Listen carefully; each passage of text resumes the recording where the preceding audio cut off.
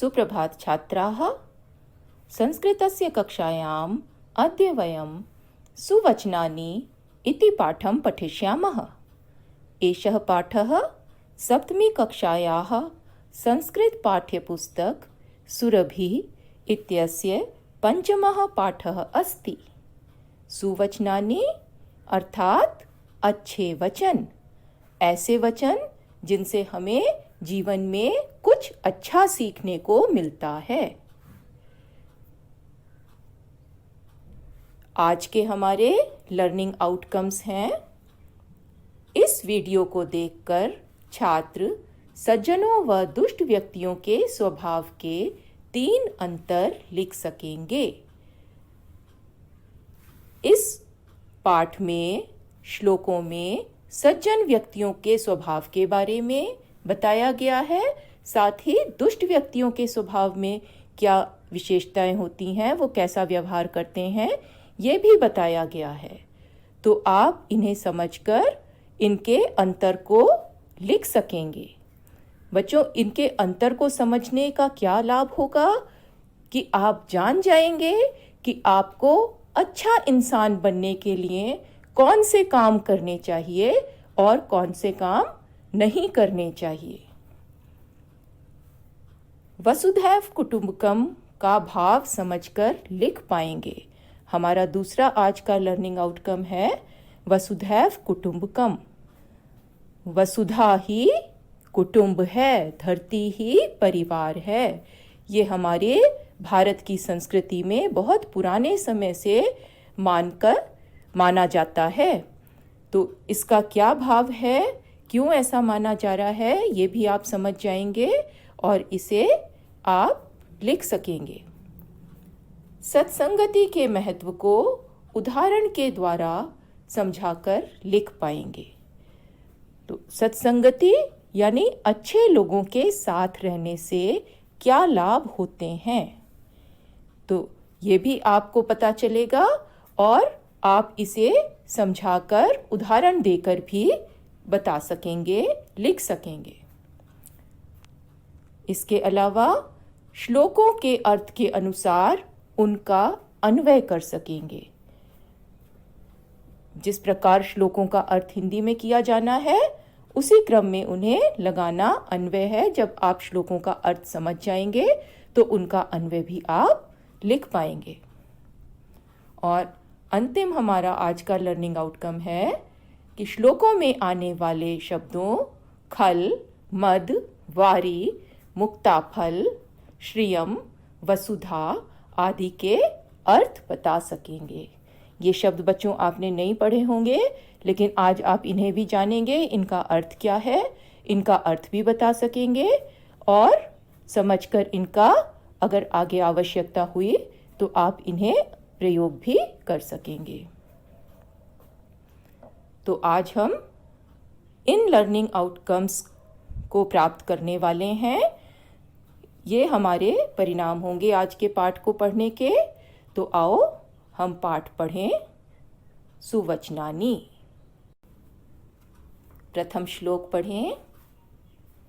विद्या विवादाय धनम मदाय शक्तिः परेषां परिपीडनाय खलस्य साधो विपरीतमेतत् ज्ञानाय दानाय च रक्षणाय। इस श्लोक में दुष्ट व्यक्ति और सज्जन व्यक्ति के बारे में बताया गया है कि वो किस प्रकार अलग अलग तरह से व्यवहार करते हैं।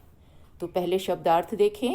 विवाद माने झगड़ा, मद अहंकार या घमंड, परेशान यानी दूसरों को, परिपीडन यानी सताना, और साधो हो सज्जन व्यक्ति की। साधु का अर्थ संस्कृत में होता है अच्छा व्यक्ति, और इसमें षष्ठी लगी है साधो में, तो इसका अर्थ है सज्जन व्यक्ति की। तो अब श्लोक का अन्वय देखेंगे। खलस्य विद्या विवादाय। खलस्य शब्द श्लोक में तीसरी पंक्ति में दिया गया है, लेकिन उसे सबसे पहले लेकर अर्थ होगा। तो उस शब्द को हमें सबसे पहले लेना है और इस प्रकार अर्थ बनेगा, अन्वय होगा, खलस्य विद्या विवादाय धनम मदाय शक्ति च परेशां परिपीडनाय भवति। भवति अपने आप से लगाया अन्वय में, क्योंकि इसके ये श्लोक में शब्द नहीं दिया, लेकिन अन्वय में इसकी आवश्यकता है। एतत् विपरीतम साधोः विद्या ज्ञानाय धनम दानाय शक्ति च परेशां रक्षणाय भवति। बच्चों, जो यहाँ शब्द ब्रैकेट में दिए गए हुए हैं वो इस श्लोक में नहीं दिए हैं, लेकिन अर्थ करते समय उनकी आवश्यकता है, तो हमने अर्थ करने की सुविधा के अनुसार अन्वय में बीच में इन शब्दों को भी लिखा है। तो आओ इस श्लोक का अर्थ देखें। खलस्य विद्या विवादाय, खलस्य शब्द का अर्थ पहले लेना है, खलस्य यानी दुष्ट व्यक्ति की, विद्या विवादाय, विद्या झगड़े के लिए, विवाद यानी झगड़ा, विवादाय में चतुर्थी है, झगड़े के लिए, दुष्ट व्यक्ति की विद्या विवाद के लिए, धनम मदाय, धन मद, मद यानी अहंकार घमंड, उसका धन घमंड के लिए, और शक्ति ही परेशां परिपीडनाय, शक्ति दूसरों को सताने के लिए होती है। परिपीडन करना यानी पीड़ा देना, किसी को कष्ट देना। तो दोबारा से देखो, खलस्य विद्या विवादाय, दुष्ट व्यक्ति की विद्या विवाद के लिए, झगड़े के लिए, धनम मदाय, उसका धन घमंड के लिए, शक्ति ही परेशां परिपीडनाय, और शक्ति दूसरों को सताने के लिए होती है। जब वो पढ़ लिख जाता है तो उसका अपना ज्ञान बघाड़ते हुए झगड़े करने लगता है कि मुझे ज़्यादा पता है, मुझे सब पता है। धन आ जाता है उसके पास, धन दौलत धन संपत्ति आ जाती है, तो वो उसे घमंड हो जाता है, और शक्ति आती है तो वो दूसरों को सताना शुरू कर देता है। तो ये दुष्ट व्यक्ति का स्वभाव है। अब श्लोक की तीसरी पंक्ति में देखो, साधो विपरीतम एतत्, 3 शब्द हैं, लेकिन अन्वय के अनुसार इनको विपरीत क्रम में लेंगे। एतत् विपरीतम साधोः, इसके विपरीत, एतत् विपरीतम, इसके विपरीत, साधोः, सज्जन व्यक्ति की, ज्ञानाय दानाय च रक्षणाय, ज्ञान के लिए, दान के लिए और रक्षा करने के लिए होती है। तो अब ज्ञान के लिए क्या, अब हमें तभी हमने देखो अन्वय में विद्या शब्द ब्रैकेट में लिखा है कि सज्जन व्यक्ति की विद्या ज्ञान के लिए, फिर धन दान के लिए, और शक्ति दूसरों की रक्षा करने के लिए होती है। वही तीनों चीजें हैं, विद्या, धन और शक्ति। अगर दुष्ट व्यक्ति के पास आती हैं तो वो उनका दुरुपयोग करता है, मिसयूज करता है, और वही चीजें अगर अच्छे व्यक्ति के पास होती हैं तो उनका सदुपयोग करता है। अर्थात सज्जन व्यक्ति अपनी विद्या ज्ञान के लिए प्रयोग करता है, ज्ञान प्राप्त करता है और दूसरों को देता है। अपने धन का दान करता है, दान यानी दूसरों के उपयोग के लिए उन्हें देता है, और शक्ति का प्रयोग दूसरों की रक्षा के लिए करता है। तो बच्चों, आपको स्पष्ट हुआ ना कि कौन से 3 प्रमुख अंतर हैं इन लोगों के स्वभाव में। दोबारा से एक बार देख लें, अंतर समझ लें।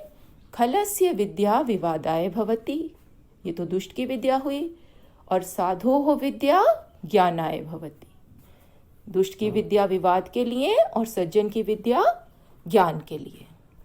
खलस्य धनम मदाय भवति, साधोः धनम दानाय भवति। खलस्य शक्ति परेशां परिपीडनाय भवति, साधोः शक्ति परेशां रक्षणाय भवति। तो समझ में आया? तो किस प्रकार अपनी विद्या, धन और शक्ति का प्रयोग करना है। आपको अच्छा इंसान बनना है, अच्छा व्यक्ति बनना है, तो किस प्रकार इन तीनों चीजों का प्रयोग करना है और किस प्रकार इनका प्रयोग नहीं करना। तो इस श्लोक में ये बात आपको समझाई गई। इन चित्रों में देख रहे हो कि एक दुष्ट व्यक्ति है, वो अपनी शक्ति का दुरुपयोग कर रहा है, और एक सज्जन व्यक्ति है जो दूसरे की सहायता कर रहा है, उसको कुछ दे रहा है, कुछ उसकी मदद करता है।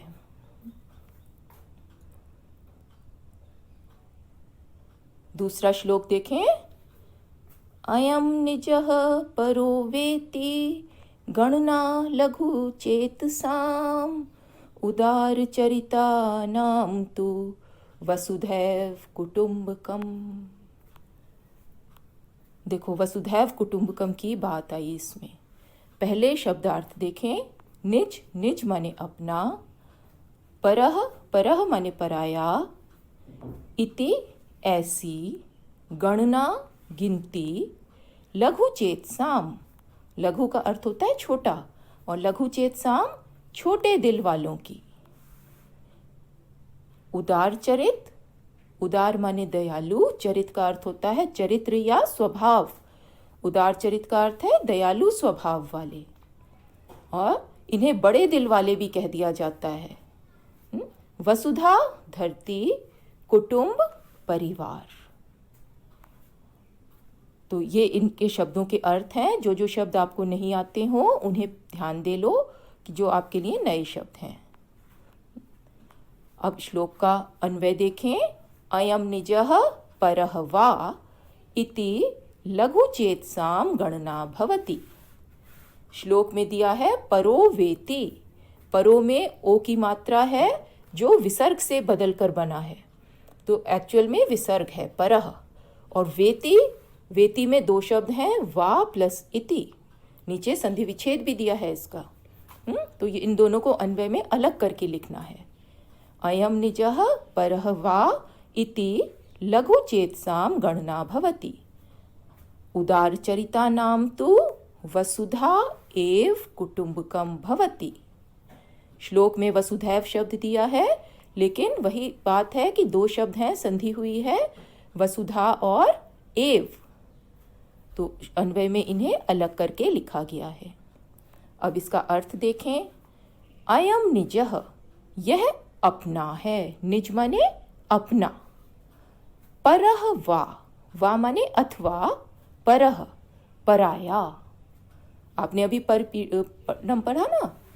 तो अयम निजः, यह अपना है, अथवा पराया, इति ऐसी, लघु चेतसाम गणना भवति, छोटे दिल वालों की गिनती होती है। गिनती का मतलब सोच। यहाँ पे गिनती कोई काउंटिंग तो नहीं हो रही ना, लेकिन अपने पराये का भेद करने की सोच छोटे दिल वाले लोगों की होती है। छोटे दिल वाले कौन होते हैं बच्चों? कोई हार्ट का साइज तो नहीं छोटा बड़ा। छोटे दिल वाले वो हैं जिनकी सोच छोटी होती है, जो अपने और पराये का भेद करते हैं। तो ऐसी बातें छोटे दिल वाले सोचते हैं। उदार चरिता नाम तु वसुधा एव कुटुंबकम भवति। दयालु स्वभाव वालों की तो, उदार चरिता नाम षष्ठी विभक्ति है, दयालु स्वभाव वालों की तो वसुधा एव, धरती ही, कुटुंबकम भवति, परिवार होती है। अर्थात वो सारी धरती को, सारी दुनिया के लोगों को अपने परिवार के समान समझते हैं। तो यही सरलार्थ इसका लिखा है। तो वो उदार चरित कौन है? जो किसी के साथ अपने पराये का भेदभाव नहीं करते, सारे वसुधा के लोगों को, सारी धरती के लोगों को परिवार के सदस्यों के समान व्यवहार करते हैं। सबके साथ जैसे हम परिवार में एक दूसरे को, सदस्यों का ध्यान रखते हैं, तो वो भी सबका इसी प्रकार ध्यान रखते हैं, सबके हित के लिए काम करते हैं। तो बच्चों, यहाँ भी देखो आपको अंतर पता चल रहा है ना कि छोटी सोच वाले का और दयालु लोगों के स्वभाव में क्या अंतर है। तो आप क्या बनना चाहेंगे? छोटी सोच वाला बनना चाहेंगे या उदार चरित बनेंगे? तो अगर उदार चरित बनना है तो सारी धरती को परिवार जैसा ही समझना है, यानी किसी लोगों में, किसी में भेदभाव नहीं करना, सबके साथ समान रूप से स्नेह करना है, सबकी समान रूप से सहायता करनी है।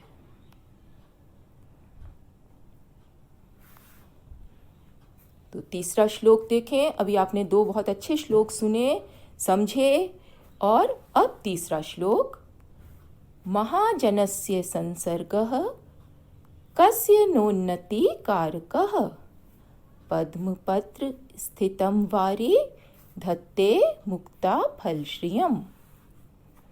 तो गाकर बोले एक बार। महाजनस्य संसर्गः कस्य नोन्नति कारकः पद्मपत्र स्थितं वारि धत्ते मुक्ता फल श्रियम। इस श्लोक में अच्छे लोगों के साथ रहने से क्या लाभ होता है यह बताया गया है। शब्दार्थ देखो। महाजन यानी महान पुरुष। संसर्ग, संसर्ग माने साथ या संगति, संगति यानी किसी के साथ रहना। उन्नति कारकः, उन्नति करवाने वाला। पद्म, पद्म माने कमल। पत्र पत्ता, वारी जल, मुक्ताफल मोती, श्रियम सुंदरता, धत्ते धारण करता है। तो इसमें कई सारे नए शब्द आए हैं, इनको ध्यान कर लो। और एक संधि विच्छेद भी है। प्रथम पंक्ति में लिखा है अंत में नोन्नति कारकः, तो इसमें संधि विच्छेद है न प्लस उन्नति कारकः। अब अन्वय देखें इसका, जिस प्रकार हमें इस श्लोक का हिंदी में अर्थ करना है। महाजनस्य संसर्गः कस्य उन्नति कारकः न भवति। महान व्यक्ति का साथ किसकी उन्नति करवाने वाला नहीं होता। पद्मपत्र स्थितं वारि मुक्ताफल श्रियम धत्ते। पद्मपत्र कमल के पत्ते पर स्थित वारी जल, मुक्ताफल श्रियम, मुक्ताफल यानी मोती, मोती की श्रियम माने सुंदरता को धारण करता है। क्या कहना चाहते हैं बच्चों इस श्लोक से? कि महान लोगों के साथ से उन्नति होती ही होती है, किसी न किसी प्रकार का लाभ अवश्य मिलता है। तभी तो कहते हैं ना कि अच्छे लोगों के साथ रहो, बुरे लोगों के साथ मत रहो, है ना। तो अच्छे लोगों के साथ रहने से, महान पुरुष लोगों के साथ रहने से हमेशा उन्नति होती है। दोबारा इसका अर्थ देखो। महाजनस्य संसर्गः कस्य उन्नति कारकः न भवति।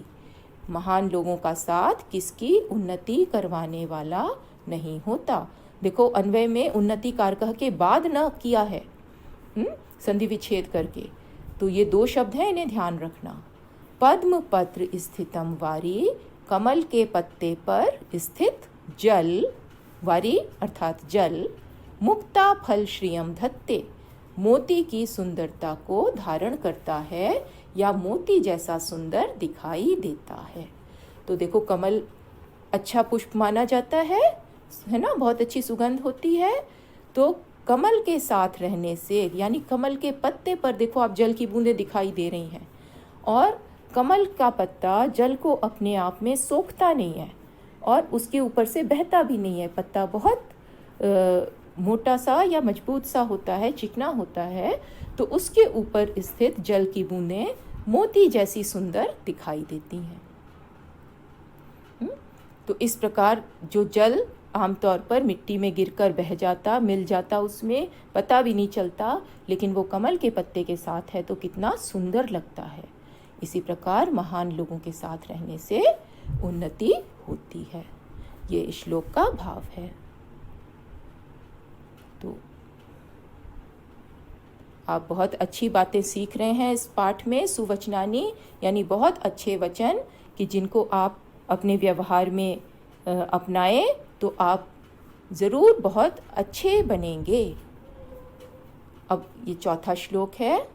को भारः समर्थानां किम दूरम व्यवसायिनां को विदेशः सविद्यानां कः परः प्रियवादिनां। आओ गाकर बोलें। को भारः समर्थानां किं दूरं व्यवसायिनां को विदेशः सविद्यानां कः परः प्रियवादिनां। शब्दार्थ देखें इसके। समर्थ, शक्ति युक्त, शक्तिशाली या जिसमें सामर्थ्य है, किसी काम को करने की योग्यता है। व्यवसायी, व्यापारी। व्यवसायी परिश्रमी व्यक्ति को भी कहा जाता है और व्यापारी को भी। इस श्लोक में व्यापारी अर्थ है इसका। सविद्यानाम, सविद्या यानी विद्या सहित, और षष्ठी विभक्ति लगी है तो विद्वानों के। प्रियवादिनाम, प्रिय बोलने वालों के, इसमें भी षष्ठी विभक्ति का प्रयोग हुआ है। समर्थानाम, व्यवसायी नाम, सविद्यानाम और प्रियवादिनाम, इन चारों शब्दों में षष्ठी विभक्ति का बहुवचन आया है। तो अन्वय देखें इस श्लोक का। समर्थानाम कः भारः, समर्थ व्यक्तियों के लिए क्या भार है। अन्वय के साथ साथ अर्थ भी देख सकते हैं।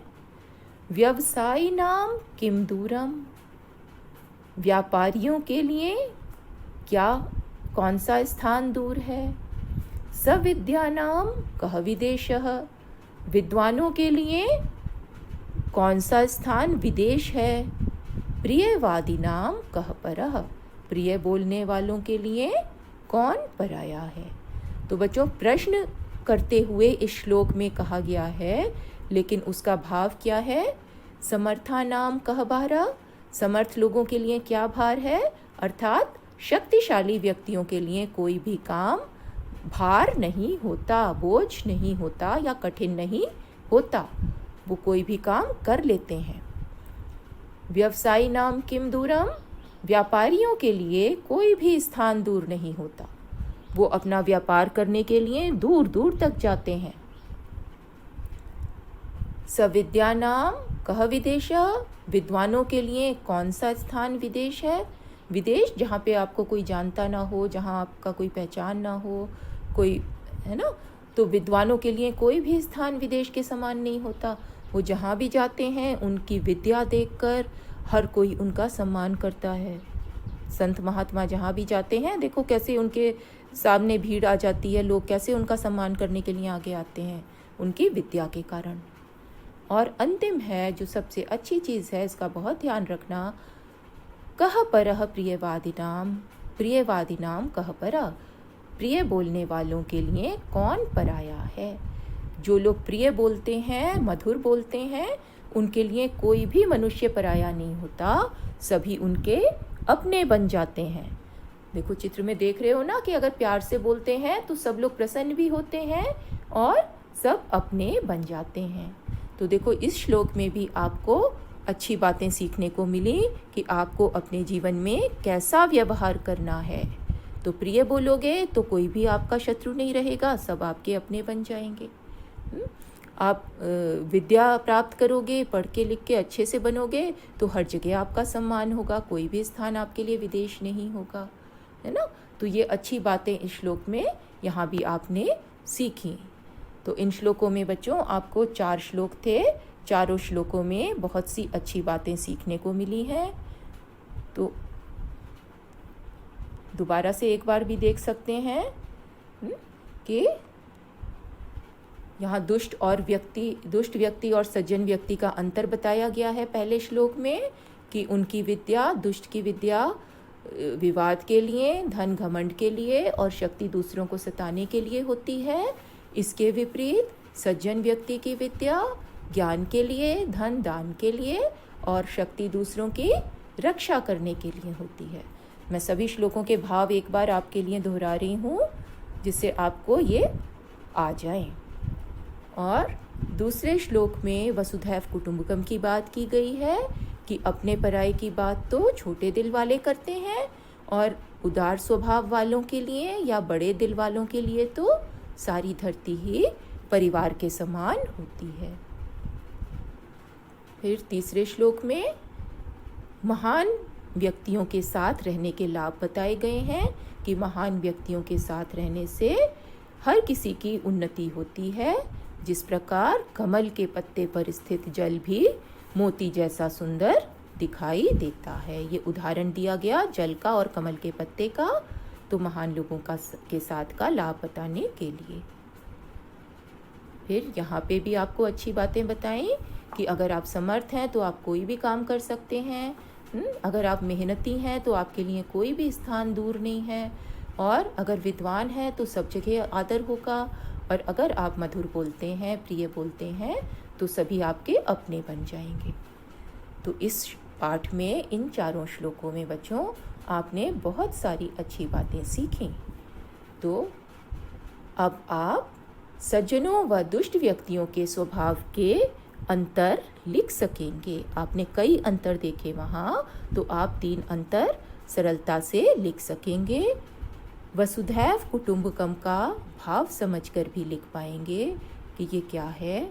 सत्संगति के महत्व को उदाहरण के द्वारा समझाकर लिख पाएंगे कि अच्छे लोगों की संगति में रहने से क्या होता है। इसका उदाहरण जैसे कमल के पत्ते पर स्थित जल का उदाहरण दिया गया है, तो ये भी आप दे सकेंगे। तो इन तीनों लर्निंग आउटकम्स में आप किस प्रकार अच्छा व्यक्ति बनना है ये भी आप सीख गए हैं। फिर श्लोकों के अर्थ के अनुसार उनका अन्वय लिख सकेंगे, और श्लोकों में आने वाले शब्दों खल, मद, वारी, मुक्ताफल, श्रियम, वसुधा आदि के अर्थ भी बता सकेंगे। तो इस प्रकार इस पाठ के लिए जो लर्निंग आउटकम्स थे वो सभी प्राप्त होते हैं। तो ये सभी आप अच्छे से कर सकेंगे, और मुझे पूरी आशा है कि आप अच्छे व्यक्तियों के व्यवहार के गुण जानकर उन पर अमल करेंगे, उनको भी अपने स्वभाव में उनका पालन करेंगे।